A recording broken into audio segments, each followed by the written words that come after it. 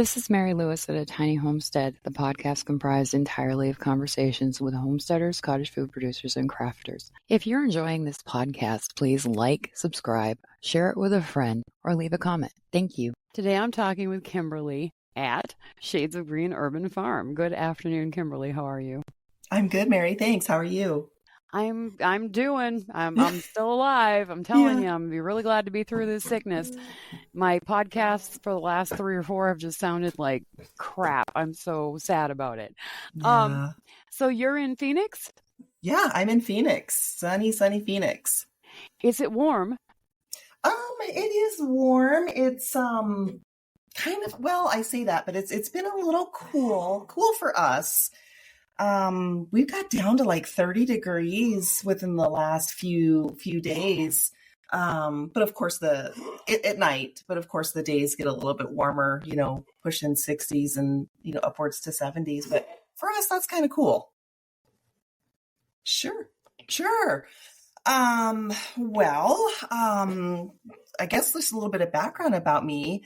Yep. Like I said, we're here in sunny Phoenix, and kind of just the way we got started, just, kind of always having a passion for plants, love anything plants, mostly house plants kind of a thing, sustainability, love the idea of building meaningful connections with the community and bringing the community together.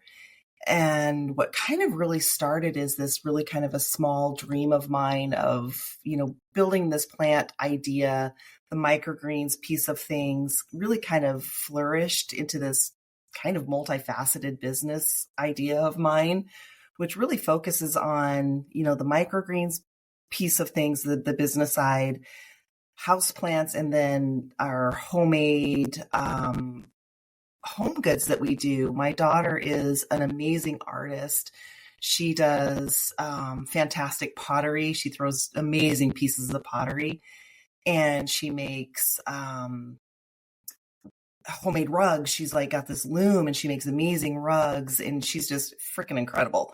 And so with that, we just have this kind of like this side business thing that we do with the home goods piece of that, and the house plants that we do along with the microgreens, which is a side business type of thing. So it's kind of I don't know, it's a broader aspect of things, but microgreens in and of itself, I think is kind of what you wanted me to talk about. Well, sure, but everything you just said falls under the headings of my podcast topics. Yeah. So we can talk about it all if you want, but you're multifaceted is what you're saying. Multifaceted, yeah. But really for the microgreens piece of things, kind of what we do with that is in a nutshell, we really specialize in growing and delivering the freshest microgreens to people's homes, to restaurants, to local markets. We visit, as a matter of fact, I'm growing, a crop right now for a farmer's market that I'm doing on Saturdays. We do a lot of farmers markets. So our mission really is pretty simple. It's just to bring a touch of green into the lives of those that we're supporting. The community, we really want to bring that touch of green into the community that we're here with. We deliver within 24 hours after harvest. So we ensure that, our customers are getting the highest quality and the freshest flavor that they can. So it's pretty simple. It's a pretty simple business model, harvest within 24 hours or deliver within 24 hours of harvest. So it's pretty simple. Most of our greens we can grow within 10 days, just depending on, which green it is or which micro that they choose. We have a variety of different microgreens that we do grow. Our standard really can kind of grow within 10 days. So, it's a pretty simple business model. And our customers love them. Sunflower is our biggest one. Pea is a big one. Broccoli, of course, is huge. Radish is huge. We have a really awesome variety mix, which is our, oh my gosh, it's a superfood variety. And then we also have a spicy salad that is one of our customer favorites. Okay, so did you start out really small? Yeah, we did. Yeah, started out pretty small. We're still pretty small, to be honest. Okay. The grow room that I have right now is probably, I'm in it right now, I would say 600 square foot, maybe. Mhm. Okay. Yeah, it's in our house.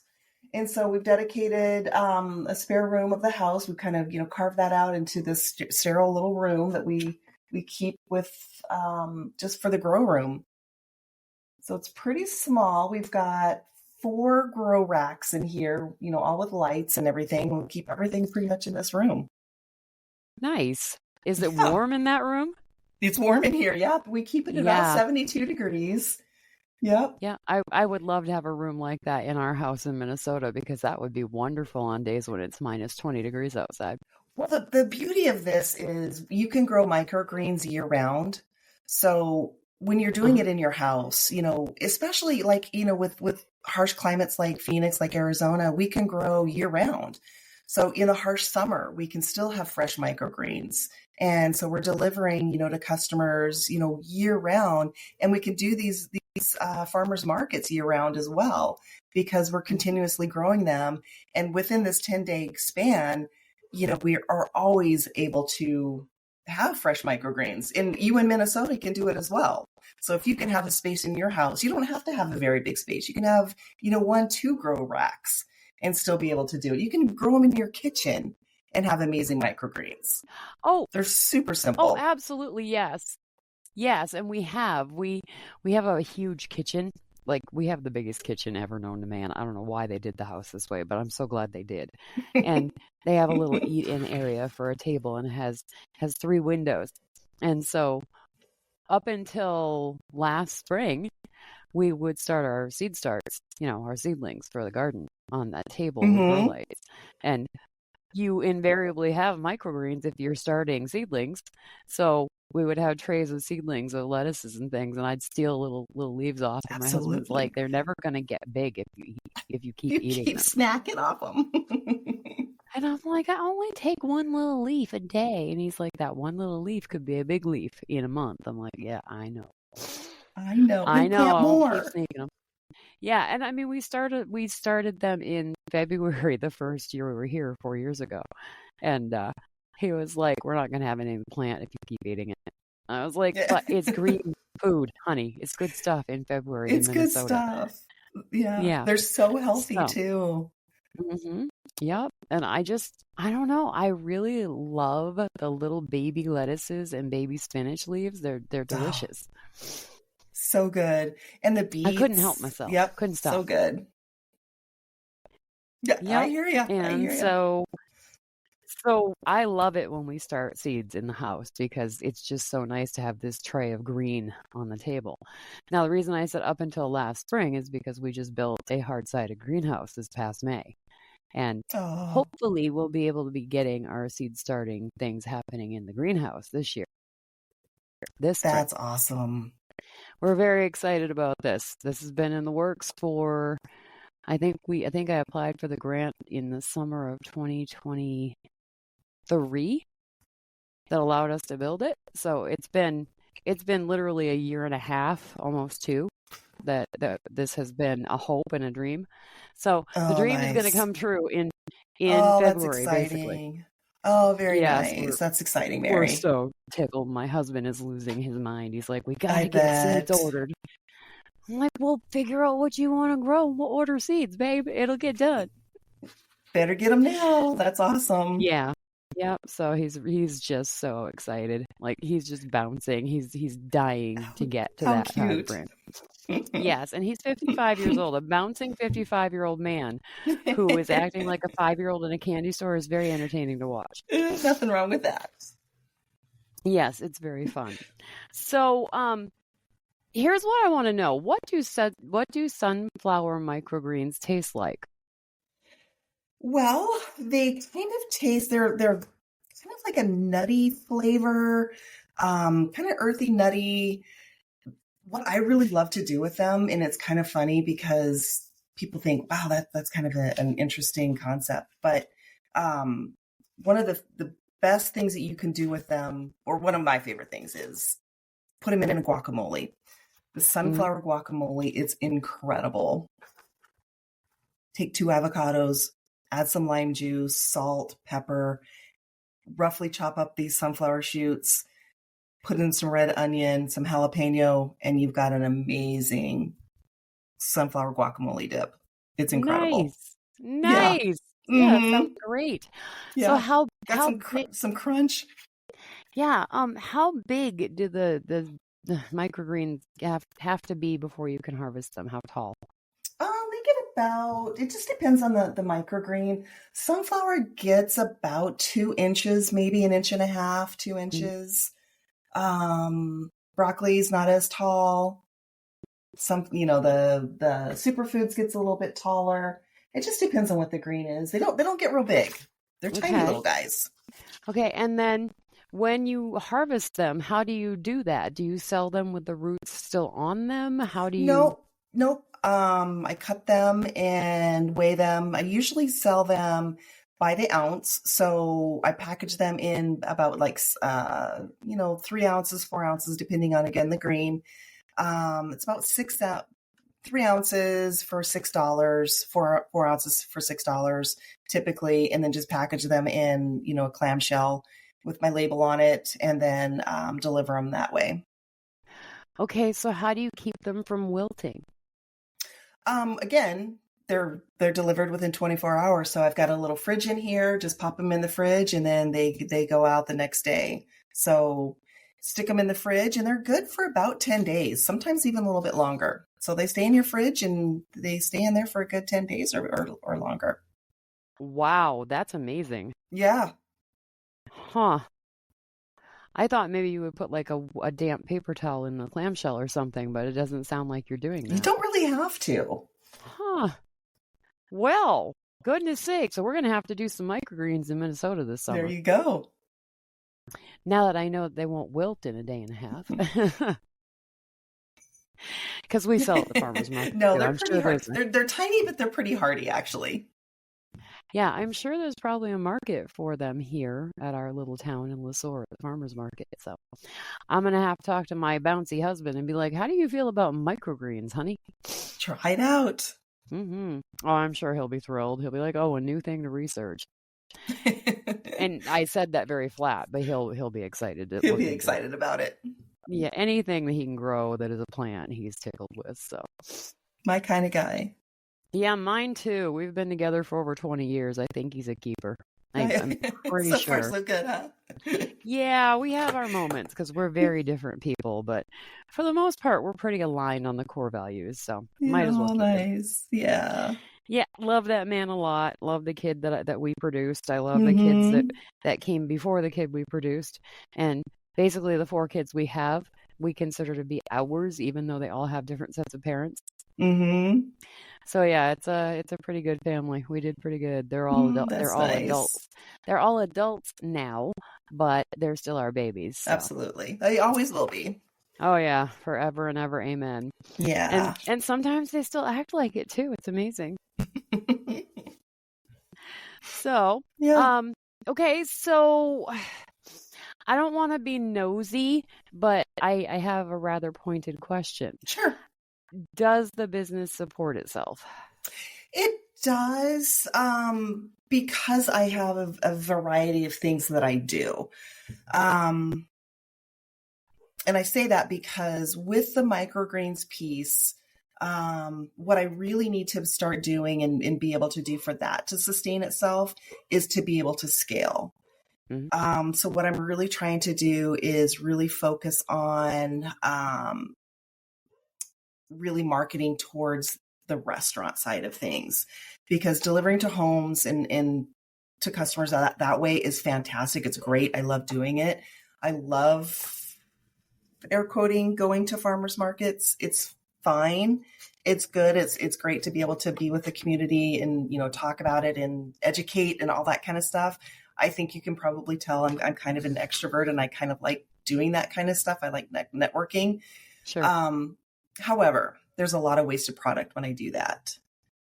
I don't always know who's going to show up, who's going to be there. And so I've kind of got to play it by ear. I'm like, okay, well, we had, this many people last week, and it takes a minute because I've got to plan. I'm planning today for what's going to happen for next weekend. So it's a bit of a game. So what I need to start doing is really, really focusing on restaurants, because if I can really get more restaurants under my belt and in my portfolio, I can start to scale better and be able to really just focus on those customers and be able to start scaling up better, if that makes sense. Yes, you'll have more of a quote unquote guarantee of what's going to be bought from you. Yes. Yeah. Yeah. And that's the problem with this particular business model for anyone who grows produce. Yep. You end up with waste because you're not sure what's going to be bought. It's a gamble. And it is. I've said this before on the podcast, but my husband wanted to do a CSA and he wanted to do the farmers markets. And he was like, so I'm going to plant this many of this and that many of that, and hopefully we'll make this much money. And I was like, you do understand how much I despise gambling, right? And he laughed and he said, it's not gambling. And I'm like, no, it is. It is gambling. I said, it's not gambling like going to a casino and dropping coins into a machine, but it is a gamble. I said, I hate this. He's like, it's not a gamble. It's a dream. They're different things. And I'm like, okay, I have to think about it as a dream because I can't think of it as gambling. Yeah. And so it's really fun, but it's also really scary sometimes. It is. And you have to get through that fear and be excited enough to fight through the fear, I think.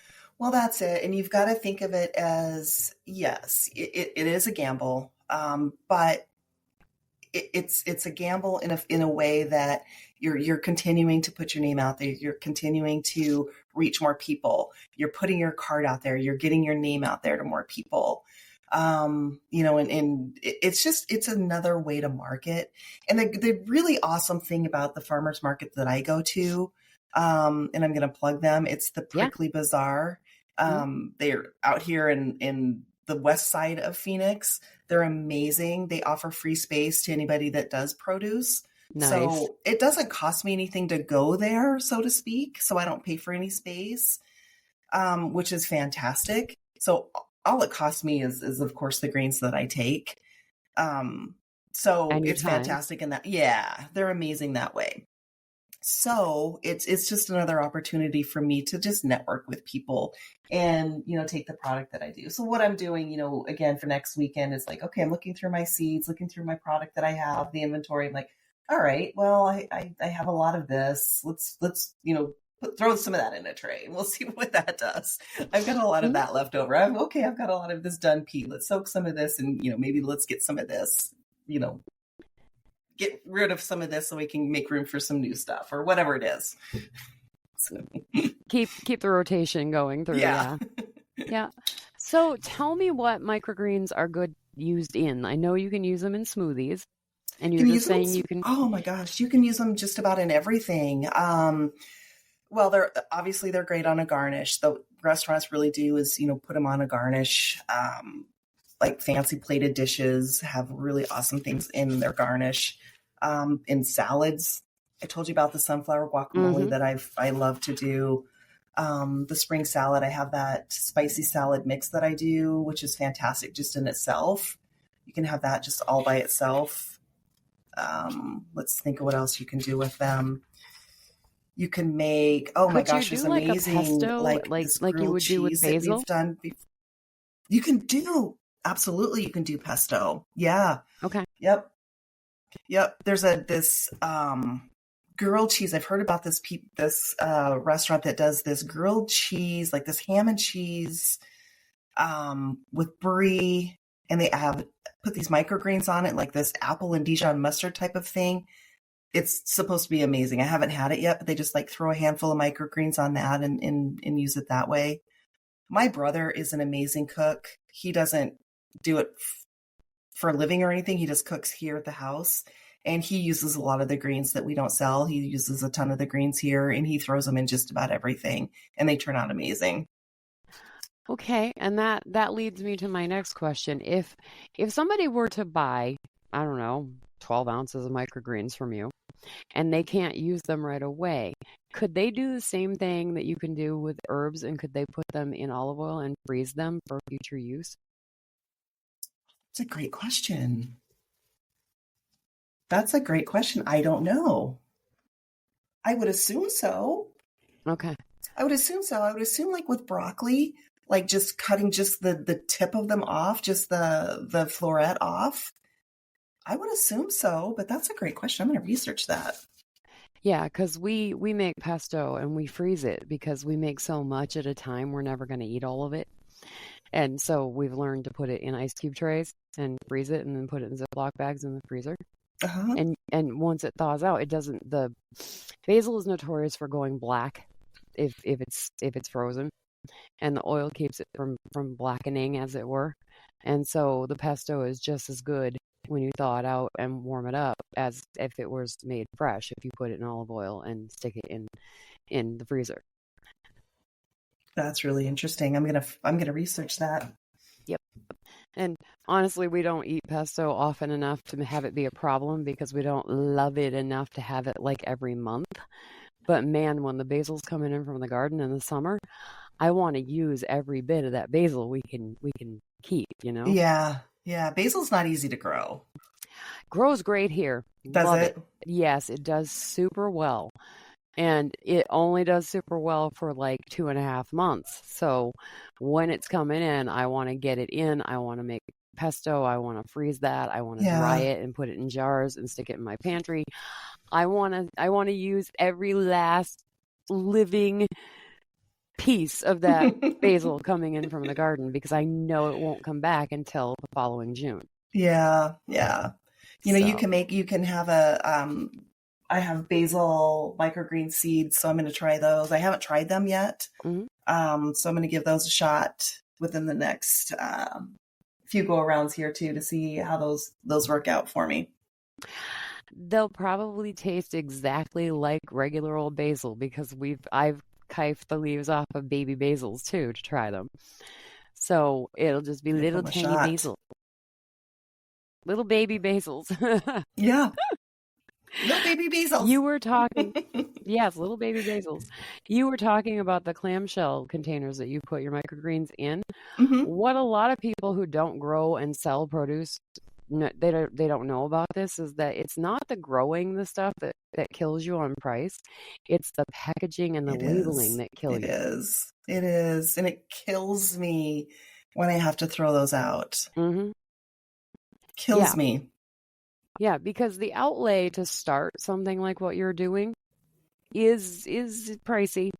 Yep. But I'm assuming that you can reuse your seed trays. Oh, absolutely. Yeah. So that's an investment. But it is. The packaging and the labeling, it's an investment, fun. but it's not one and done. Yeah, exactly. Yeah, one and done. And it kills me to see those go. Uh-huh. It's so funny because people are like, oh, that must be great. You must be raking in the money. And it's like, no, because there are unseen expenses in every business. If you're not doing it, no one's going to know that it cost you $1.50 per clamshell to sell the things in. It sure does. Yep. Mm-hmm. So, you've got to... Anybody who starts a business, your accountant will tell you that your expenses are all of the things, and that cuts into your profit. Sure does. Mm-hmm. I think it takes a special kind of person, and I don't mean that in a derogatory way at all. It takes a really special person to start a business and have it succeed because it's so much to keep track of and understand what is actually profit and what is actually cost of doing business. Right. So, and that's why I like talking to people like you, because you help me lead people down that road of making them understand what goes into it. Well, it's a commitment for sure. And it's a lot of research, and it's a lot of, talking to people and to families and businesses that are doing it. And like I said, just the research in it, like, is this a viable business for me to get into? And after, really looking at it and looking into, the market here and the sustainability of it here, yes, I love it. I absolutely love what I do. But just because you love it, can you make money doing it? It is the other thing of it too. And you have to be able to support yourself. Yeah, you love it. Yeah, I love doing what I'm doing, but I also have to support myself. So there's that balance of it as well. And so being able to have that conversation with yourself, like, okay, Kim, the clamshells do cost that, they're 6 cents a piece, and, the labels that you're doing and the ink that goes into making those labels, and like I was saying earlier, preparing for the farmers markets and the cost that goes into that, and what waste that I might be doing and foregoing within those farmers markets. Is like, does it make sense to do that? And so, back to the restaurant side of things, is it better to just not do those farmers markets and just stay within, just continue marketing the restaurants and, keeping your head to the grindstone and just, keep hammering it and keep going in there and taking those samples to the restaurants and just, just hammering it away and making sure that, you're doing everything you can to win that business, which you can do both. Don't get me wrong, but, you've got to be able to make that decision of, what is better for you as a business, what makes more sense to you as a business that's going to be, for you for the long haul, what's going to make more sense for you. Yes, absolutely. You cannot do it any other way. It will fail. It will. Yeah. You've got to be true to what you're trying to accomplish and what you're capable of doing. Yeah. You mentioned labels. I am so impressed when people have these beautiful labels that they have made for them. And my husband and I were talking, and he was like, I really would like to have some cute labels. And I was like, cute labels cost money. Yeah. And he said, how much money? And I said, more than you're going to want to pay. And he said, like $3 or $4 a label? And I said, it could be. Yeah. I said, what are you thinking? And he sort of drew up this design for our place, for our labels. And I said, do you want it in black and white or color? And he said, well, color. And I said, color costs more. You work with printers, you know this. And he said, well, I work with the actual machines that print things. And I said, yeah. I said, doesn't the company that you work for charge more for colored documents than black and white documents? And he said, yeah. I said, so do label companies. And he was like, oh. And so what we realized very quickly is that black and white is the way to go, and simple design is the way to go if you're not flush with cash. Right. And it's really sad. I saw the most beautiful Christmas labels because we sold candles and soaps and things last year. Yeah. And they were so cute, and I wanted them so bad, and it would have cost us our house to get as many labels as we wanted to get. I was like, I am not trading my house for labels because they're cute. This is not happening. But you can get really, really creative with black and white, can get really simplistic and modern looking black and white. I kind of like black and white better sometimes. Yeah, ours is just a little farmhouse that I sort of kifed the drawing of the farmhouse and then added things to make it ours to embellish it. And it's got little potted plants and a couple chickens on it. And it's black and white, and that's our logo. And that's what we use for everything. And people are like, it's so cute. And I'm like, Yeah. good, we made a cute label. This is awesome. But yeah, it's all the little accessories and pieces and parts around what you're actually producing that make it so difficult sometimes. Yeah. But it's also the thing that people remember. That's just it. And you've got to be consistent with it. And so with that logo that you have, obviously that's why you have a logo. So it's recognizable, so you've got to be consistent with it too. And that's the challenge of it as well. Yep. I use it on everything. It's the logo for the podcast because everything everything that we do is under the It's your Tiny brand. Homestead LLC umbrella. So So everything, if we make a new product, it's under our umbrella. And so that logo covers everything. And I'm Mm-hmm. so glad I sat down and made it when I did before we even moved in here. I had the idea for the logo for our business, and my husband was like, "We don't even have a business yet, and you're already doing the logo?" I said, "Well, yes, I am." Yes. He said, "You're crazy." I said, "No, I'm smart." I said, "There's a difference between crazy and smart. They may go hand in hand sometimes, but I'm smart. We need to have the idea before we jump into the middle of this." And he was like, "I'm so glad I married you." I was like, "Yeah, I know. Thanks, honey." So, yes, there's a lot that goes into doing any kind of business, but especially your business because it is such a quick turnaround. Yeah. And and you do only have a certain amount of time to get the product moved. Right. So, I commend you. It's a lot to take on. Thank you. Mhm. Thank you. Yeah. I love it. I really, really do. It is fun. I love being able to, um, I love being able to talk to people about it because not everybody, you know about them, you know about microgreens, you know about the health benefits of them. Not everybody does. And so when I'm able to talk to people about it, that's what I love doing. I absolutely love growing them. Don't get me wrong. I love preparing the trays. It makes me happy. I love getting my hands dirty and being in the dirt and doing that kind of stuff. It Mhm. just makes me happy. Being in my grow room makes me happy. Um, I love doing it. And so it makes sense for me. This business makes sense to me. So it's just like I said, it's just the way that I'm going to scale it is my challenge now. So Yeah. Um got ideas. microgreens I've are got really ideas. Yes, absolutely. Microgreens are really good for you, but why is it that they're so good for you? Well, they're so good for you because they pack so much in the little bit of package that they are. Because they're like 40 times more nutritious. They pack 40 times more nutrients than their more mature counterpart because they're so dense, they're so nutritiously dense now than as they grow. So they have so much more than, like I said, than their adult counterpart, if you will. Okay.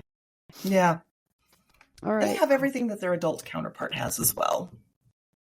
And they're And they're cute. flavorful. They're cute. They're so tiny and cute.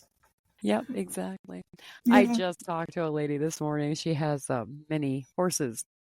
And I feel like I've spent the whole day thinking about mini things because, microgreens are mini plants and mini horses are micro horses. So Uh-huh. it's been that kind of day, ma'am. All right, Nice. Kimberlee, I try to keep, huh? No, I didn't say anything. Okay. I try to keep these to half an hour and we're at 36 minutes, so Oh, I'm going to nice. cut you loose. Thank you so much Okay. for your time today. I appreciate it. Absolutely. Thank you for having me. I appreciate you. For sure. Absolutely. You have a great day, Kim. Thank you. I will. You too, Mary. All right, bye. Bye.